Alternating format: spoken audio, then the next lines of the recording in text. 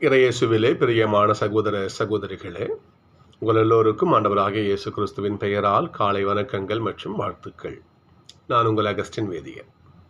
இன்று மார்ச் மாதம் 26ஆம் தேதி 2026ஆம் ஆண்டு. ஆண்டவரின் மடியில் 5 நிமிடங்கள். சகோதர சகோதரிகளே, நாம் வாழும் இந்த காலகட்டத்தில் நாம் பெரிதும் சிந்திப்பது, யோசிப்பது, உழைப்பது எல்லாம் இந்த மனித உடலுக்கு அன்றி ஆன்மாவுக்காக கிடையாது. இது 99% ஒத்துக்கிட்டு தான் ஆகணும். என்றால் இந்த உலகிலே வாழ்கின்ற நாம் 99% இந்த உடம்பு நல்லா இருக்கணும், இந்த உடம்பு நல்லா மகிழ்ச்சியாக இருக்கணும், சொகுசாக இருக்கணும், இல்லையா இந்த உடம்புக்கு எந்த கேடு வந்துடக்கூடாது. இப்படித்தான் நம்ம யோசிக்கிற ஒழிய அந்த உடலுக்குள்ளாக ஒரு மனசாட்சி இருக்குது, மனசு இருக்குது, அதற்குள்ள ஒரு ஆன்மான்னு ஒரு இருக்குது, அந்த ஆத்மத்துக்கு எத்தனை நம்ம வாழணும் என்ற அந்த நிலையிலே சிந்திப்பவர்கள் 1% தான் சொல்ல முடியும். தான் ஏன்னா மனுஷன் சிந்திக்கிறது அனைத்துமே இந்த இந்த கீழ் உலக சார்ந்தவற்றை என்ன பண்ணுறான் மனுஷன் யோசிக்கிறான். கடவுள் என்ன பண்ணுறாரு பாருங்க பார்ப்போம். நீங்கள் கடவுளுடைய பிள்ளையாக இருப்பீர்கள் என்றால் மேல் உலக சார்ந்தவற்றையே நாடுங்கள்னு பைபிள் சொல்லுது. ஆனால் மனுஷன் ஆண்டவர் என்னதான் சொன்னாலும் பேசினாலும் அதில் இருக்கின்ற ஆத்மத்துக்கான வழியை கண்டுபிடிக்காம, இதனால் நமக்கு உடம்புக்கு சுகம் கிடைக்குமா, மகிழ்ச்சி கிடைக்குமா, இந்த உலக வாழ்க்கை இன்பமாக அமையுமா, இதை தான் யோசிக்கிறான் மனுஷன். அப்படி இருக்கக்கூடாது. கடவுளுக்கு பணிந்து வாழ்ந்தால் நம்முடைய ஆன்மா அழியாமல் பாதுகாக்கப்படும். இதை யோசிக்க மாட்டான். இன்றைய தியானம் தான் இன்னைக்கு.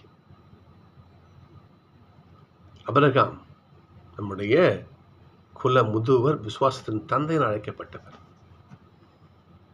பாபிலோனில் கிட்டத்தட்ட 4500 5000 ஆண்டுக்கு முன் சொல்லலாம் 5000 ஆண்டுக்கு முன்பாக ஊர் என்கின்ற ஊரிலே வாழ்ந்தவர் அபிரகாம். யாரும் அழைக்கிறாரு, அபிரகாம் வீட்டை விடு, நாட்டை விடு, குடும்பத்தை விடு, கிளம்பி வா, நான் காட்டுற இடத்துக்கு வா, அங்கு நான் உன்னை மிக பெருக செய்வேன்னு சொல்றாரு. இது யார் பேசுறது தெரியாது. இவர் நம்பிக்கைக்குரியவரா தெரியாது. முன்னே ஒரு வார்த்தை கேட்டிருக்குமா? இல்லை. ஆனால் சொல்லுகின்ற அவர் என்னை கைவிட மாட்டார், அந்த எண்ணம் மட்டும் அவருக்கு உறுதியா இருந்துச்சு. கிளம்பி போறாரு. ஆண்டவர் கைப்பிடித்து கூட்டிட்டு போறார் அபிரகாமை. எதுவரை? கானான் நாடு வரை கூட்டு போறார். அதாவது அபிரகாமுடைய விசுவாசத்தை கடவுள் தனக்கு நீதியாக கருதினார் பைபிள் சொல்லுது. அப்போ நம்முடைய விசுவாசம் கடவுளுக்கு நீதி.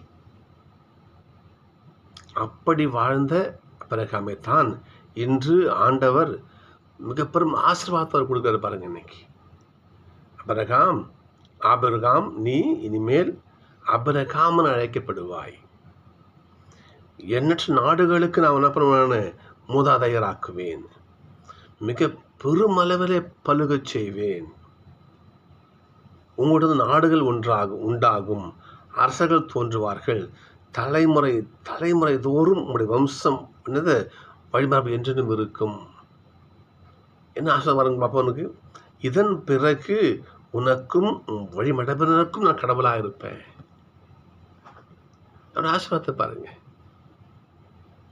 அப்போ நாம் கடவுளுக்கு பணிந்திருக்க நம்மை முழுவதும் பொறுப்படுத்திக் கொள்ளும் கடவுளாக அவர் இருப்பார். நாம் அழிய மாட்டோம். நாம் உடல் அழிந்து போகும், நம்முடைய பெயர் நிலைக்கும். 5000 ஆண்டுகளுக்கு முன் வாழ்ந்த அபிரகாமை நாம் இன்றைக்கு உச்சரிக்கிறோம் பாருங்கப்பா. ஏன்? அவர் ஆண்டவரோட விசுவாசம். இதை என்ன பண்றாரு ஏசப்பா? யார்கிட்ட சொல்றாரு பாருங்க. அப்போ பரிசேயர் சொல்றாரு. பரிசேயர் என்ன பண்றாங்க? அவரை பரிகாசம் பண்றாங்க. ஏசப்பாவை பரிகாசம் பண்றாங்க. நீ பேய் பிடித்தவன் போல பேசுற, நீ பேய் பிடிச்ச மாதிரி பேசுற பாருங்க பார்ப்போம். என் வார்த்தையை கடைபிடிப்போர் என்றுக்கும் சாக மாட்டார். என்ன பண்றாரு? ஏசப்பா சொல்றாரு. ஒரு பேய் பிடிச்சிச்சு அவனுக்கு. அவனுடைய வார்த்தையை கேட்ட அபிரகாம் செத்து போனாரு, இறைவாக்கணும் செத்து போனாங்க, யாரும் செத்து போயிட்டாங்களே. நீ வளர்ற என்று என்ன பண்றாங்க? மனித கண்ணோட்டத்திலேயே ஏசப்பாடைய வார்த்தையை என்ன பண்றாங்க? அவங்க அளவிடுகிறார்கள். ஏன்னா அவங்க என்ன பண்றாங்க? சொன்ன முன்ன சொன்ன நான் அப்புறம் அந்த உலகம் சார்ந்த வாழ்க்கை தான் அவங்க வாழ்ந்துட்டு இருக்காங்க. அப்ப அந்த உலகத்தோட ஏசப்பாத்தை ஒப்பிட்டு பார்க்குறாங்க அவங்க. ஆனால் சொல்றது அவங்க சிந்திச்சு பார்க்கல. அபிரகாம் 3000 ஆண்டுகளுக்கு முன்பாழ்ந்த அபிரகாமை அவருடைய பெயரை யூதங்க உச்சரிச்சாங்க பாருங்க. ஏன்? அவருடைய வல்லமை. அவர் இறந்து போயிருக்கலாம். அவருடைய பெயர் புகழ், அவருடைய வார்த்தை, அவருடைய பெயர் நிலைக்கு சேர்ந்த உலகத்தில் அவர். அப்போ சகோதரர்களே, நாமும் கடவுளுடைய வார்த்தையை கேட்டு அந்த வார்த்தையை சிறமேற்கொண்டு நடப்பமையானால் நம்முடைய பெயரும் புகழும், நம்முடைய பெயர் இந்த உலகத்தில் தங்கி இருக்கும். நம்முடைய வாழ்க்கை பலருக்கு ஒரு வழிகாட்டியாக அமையும். அதை ஆண்டவர் பார்த்துக் கொள்வார். சகோதரர்களே, இதுதான் இன்றைய தியானம்.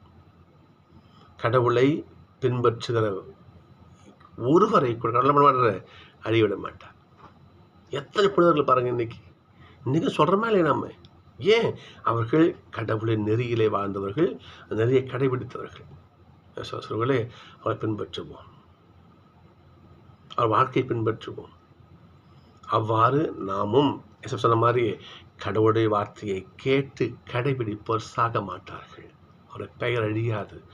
ஆண்டவர் அந்த பெயரை காவந்து செய்வது உலகத்தில் தங்கியிருக்க செய்வார். இது அவங்களுக்கு புரியல இல்லையா? அவங்க நினைச்சாங்க உடம்பு தான் செத்து போயிடுச்சு நினைச்சாங்க. ஆனால் உள்ளிருக்கும் ஆன்மா, அவருடைய பெயர், எசப்பாவுக்கும் அந்த மனிதனுக்கு உறவு அழித்து போவது கிடையாது. அப்படிப்பட்ட உறவை, நம்முடைய பெயரை உலகத்தில் நிலைநிறுத்த ஆண்டவர் வார்த்தையை கேட்போம், அதன்படி வாழுவோம், அதுக்காக ஜெபிப்போம். சந்திப்போம்.